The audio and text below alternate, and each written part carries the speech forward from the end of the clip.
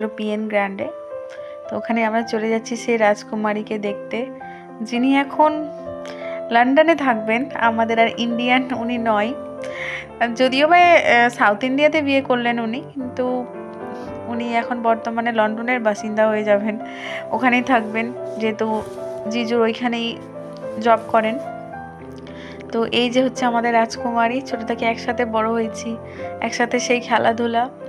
আজকে বউ সেজে ইনি জামাইবাবু, যিনি হাত দেখাচ্ছেন।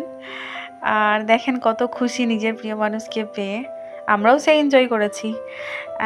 যা আয়শা যদিও আমার থেকে ছোট, বাট আমাদের একটা ইমোশন কাজ করে, যেহেতু আমরা একসাথেই দুজনে না অ্যাকচুয়ালি সবাই মিলেই বড় হয়েছি। আমি কিছু লাইন আমার জন্য বলতে বলছিলাম, অ্যান্ড জিজিও কিছু বলছিলেন, তো সেগুলো স্কিপ করে গেলাম। আর দুজনকে খুব মানিয়েছে, দোয়া করবেন সবাই আয়েশার জন্য অ্যান্ড কাজাদার জন্য।